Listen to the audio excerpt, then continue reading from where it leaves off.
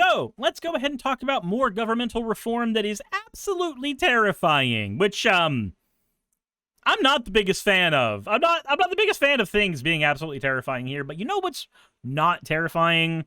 Workplace safety. Like, you know the amount of things that can go wrong on the workplace that can fuck with you? It's a lot. And really, the only people who have an issue with workplace safety are people who have not yet been injured and believe themselves to be invincible, or people who really, really, really want to cut corners on workplace safety. And believe me, you should listen to the advice of neither of those two people. Now, before we get into this, I do want to talk about the fan art real quick, because there's a little bit of levity that I want to inject into videos before we get into the big bits of things. So, real quick, we have one from the Scarlet Necromancer. Said Suris wanted to crush Garlic during his stream, but missed the one that wanted him to crush her the most. Garlic-chan. Why am I craving pizza now? Also, Otherin, thank you for subscribing. I appreciate it. The next one we have here is from Piper Draws and Stuff. Said, based on tonight's Watering Hole stream where we had Skeleton Suris. Ah, yeah, I was missing from a stream and there was just a skeleton of me put there instead. So, guess I'm dead now. As always, thank you for your fan art submissions. If you want your fan art to be shown in a future video, the best way to do so is to drop it into the fan art section of the Discord. That all said, I do want to get into the main bit of what we got to talk about. This is the spooky bit. This is the spooky bit. Lawmaker introduces a bill to demolish workplace safety agency, slams bloated federal government. House, before the start of a federal government shutdown, Representative Andy Biggs. Okay, cool. Arizona Representative Andy Biggs introduced a bill Monday that would abolish the Occupational Safety and Health Administration, or OSHA. Again, you've probably heard a lot of jokes about OSHA violations and shit, but I promise you, every single regulation that has ever been written has been written in blood. With a few exceptions, but for the most part, regulations are written in blood. Regulations are warnings not to fall for shit that can get you hurt. And well, OSHA categorizes all of those things and fines agencies for not adhering to strict safety guidelines. These are not done to bloat OSHA. These are done solely for the purpose of trying to make sure that there is an incentive for the workplace to keep things safe for the employees. OSHA is a necessary organization. Again, the only people who don't believe you need a regulatory committee on workplace safety are people who have never been injured and believe themselves to be invincible, and people who want to cut back on workplace safety. Those are the only people ever who do not want you to have safety regulations. The text of the bill is just 18 words. The Occupational Safety and Health Act of 1970 is repealed. The Occupational Safety and Health Administration is abolished. That's it. That's the bill, everybody. That's what it says. Do you remember? Do you remember when I said that one of the things you can be doing right now? Sarah Chikorita, thank you for the 100 bits. I appreciate it. Do you remember when I mentioned in a previous video that one of the things you can do to try to make sure that change is happening in our area, that change is happening where it needs to happen, is by writing the damn laws yourself, writing the bills yourself? And then I said, if you will remember, I said, look at any recent bill that has been submitted and copy the syntax of that bill. And this will be no harder than a 3rd grade level reading assignment. Do you remember when I said that? Do you want to know why I said that? This. Because this is your competition. Right here. I promise you, every one of you who has coherently strung together a sentence in my chat can write a bill that looks like this. And this has been submitted by a, quote, real politician.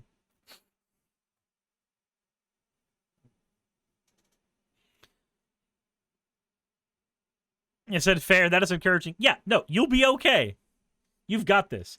In a statement, Briggs railed against the half-century-old OSHA, calling it another example of the federal government creating agencies to address issues that are more appropriately handled by state governments and private employers. Again, it should never be handled by private employers, because there is one person who does not give a shit about employee safety, and that is the person who is having to spend money on the safety equipment. That person cannot be trusted with workplace safety because that person has a financial incentive to cut corners. And as for state governments, you want to know why I don't think state government should be taking over that? Because there is nothing magical about a state's lines that change what is and is not a safe practice.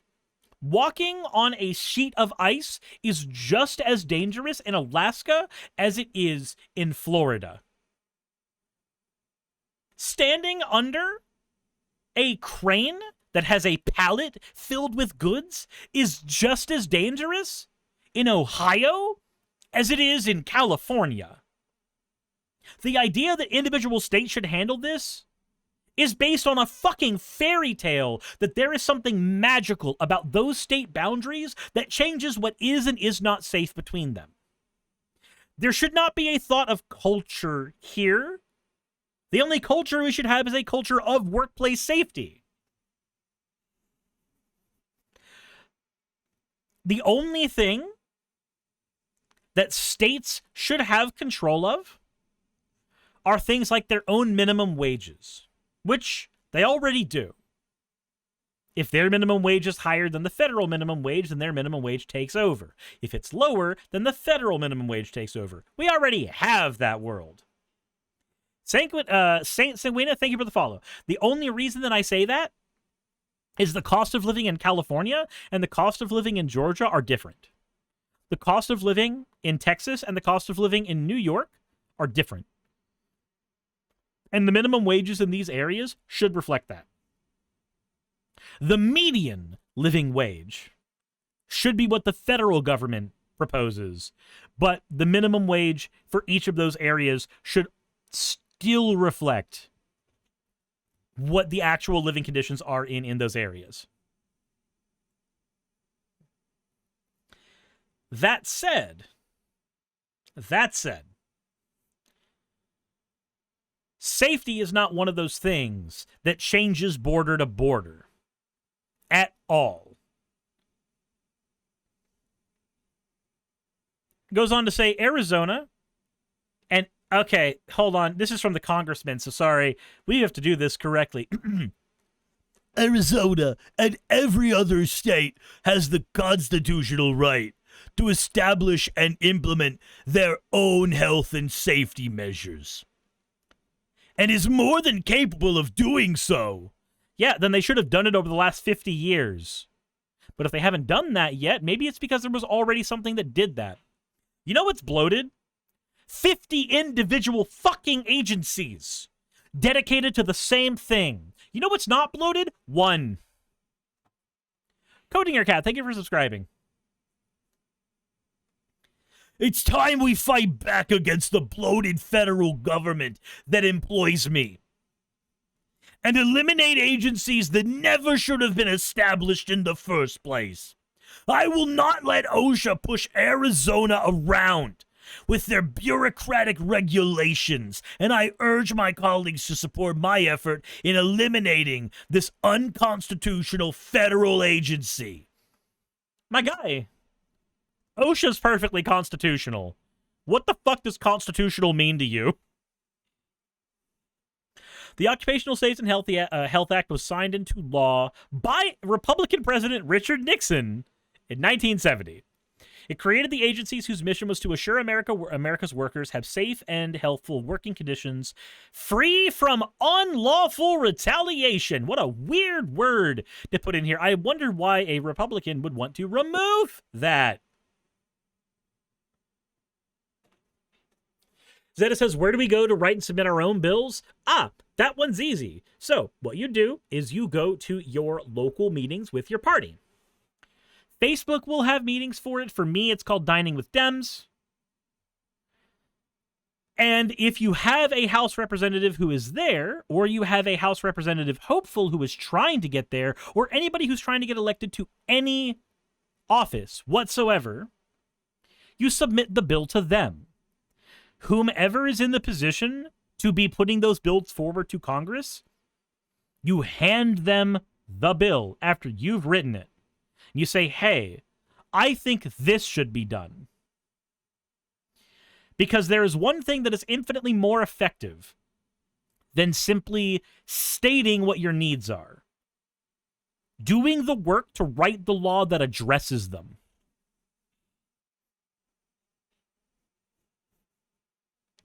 In the 50 years since OSHA's formation, it has been credited with improving workplace safety in a variety of ways, ranging from setting standards for protecting workers from asbestos, arsenic, benzene, lead, cotton dust, and other carcinogens, to creating ergonomic standards for workplace equipment and shielding whistleblowers who raise safety concerns in the workplace. Gee, I wonder why a federal quote employee in this case would want to get rid of workplace safety for whistleblowers. It's almost like whistleblowers in the federal government right now are feeding information to people right now so that they know how corrupt our fucking government is at the moment.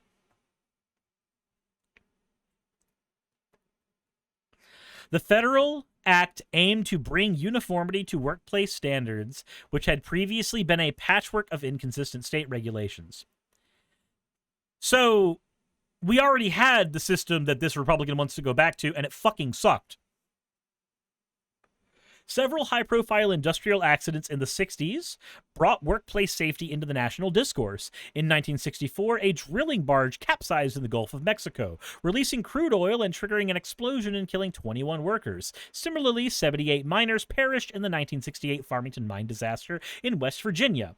Although labor advocates had long argued the need for federal workplace safety laws, OSHA gained political support following those incidents. Contribution to the often repeated adage that safety regulations are written in blood, because they so often follow fatal accidents. President Trump made campaign promises to curtail the power of federal administrative agencies, culminating in the appointment of billionaire Elon Musk, CEO of Tesla, to lead the new Department of Government Efficiency to execute a major overhaul of agencies like OSHA. This is funny because in November 2024, OSHA was fined $7,000 for exposing 4 of their workers to hazardous chemicals without proper training or monitoring in its gigafactory in Texas. The company was under a separate OSHA investigation for the death of a worker in the same factory. Wow, that's so funny. Why would you want to get rid of a place that is investigating you? That's fucking weird. Biggs has served Arizona's 5th district since 2017 and is currently a candidate for the 2026 Arizona gubernatorial election. Biggs has been an outspoken Trump supporter, claimed that there was widespread voter fraud during the 2020 presidential election, blah, blah, blah, blah, blah. He spoke at the Stop the Steal rally. He sucks Trump's dick. He sucks Trump's dick. That's all that means. He sucks Trump's dick. Okay, cool. So what can we do about this? Well, here's the thing. If you are in a position right now in Arizona, in the 5th district, if you are there, then you actually have something you can do about this. Not only can you participate in your elections to get rid of this guy, you can get rid of him, well, this is a bit scummy, but you can get rid of him in the primary. If you are not currently a registered voter, you can register as a Republican, and you can vote him out in the primary before he's ever even able to set foot into the general election. That is a thing you can do. However, if you are aiming to engage in more honest tactics, then if you are in that area, I can give you the same advice that I've been giving over and over and over again. Check out Facebook and other areas where you can find meetings with your local Democrats, with your local party of any variety that happens to be in the area that has any type of traction. Go into those areas where their meetings are and become a member. Become a canvasser, become a phone banker, become a person who is participating not just in democracy by voting, but actively participating in the electoral process by getting people in there that can oust the fuckers that currently have power. Those are options you have. I would suggest you engage in them.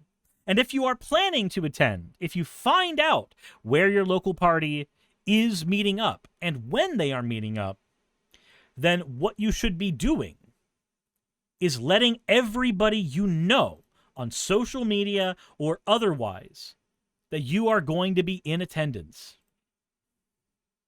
And you should be inviting your friends to come with you. The reason you should be doing that?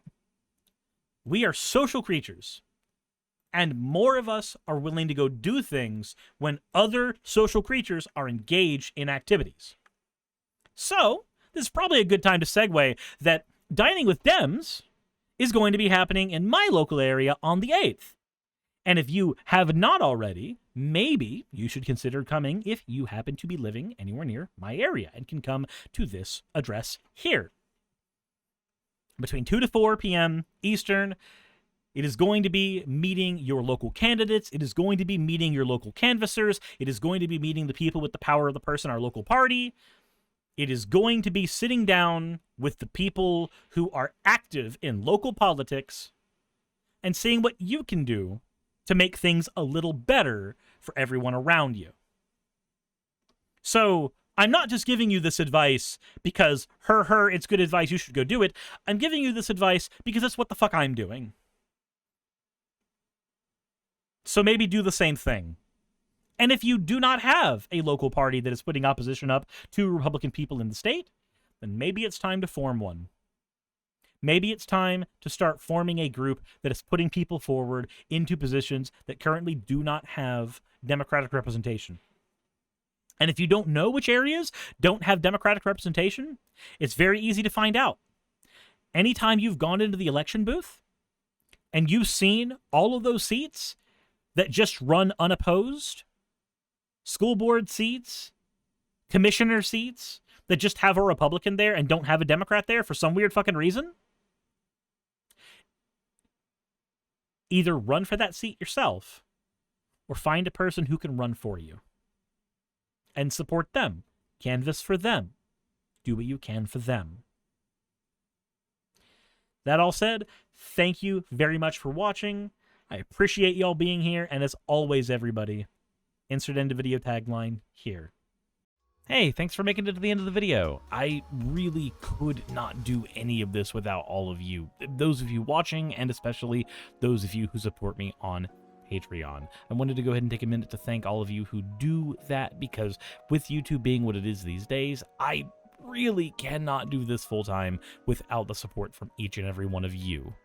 Those people would be Red Joker, Purple Poundini, Jemshin, Britzkrieg, Jupe the Malignant, Michael, Ravalern, Mabbity Babbity, Astral Frontier, Tales of Atonement, Nixie Chan, Kiri Artemis, Victorian Alchemist, I'm not saying the last part of that, and you know that, Arcton Arclacier, Kiratorian, Dren Hadamata, Jordan M, John L, Lord Bleck, Smiling Game Master, and Fireshard. Thank you so very much. But since you're here, why not go ahead and try watching another one? There should be one that's on the screen right now. And if you are a patron of mine, I wanted to go ahead and thank you again for all of your support. There is still a video you could press though, if you'd like. I would appreciate it just a little bit.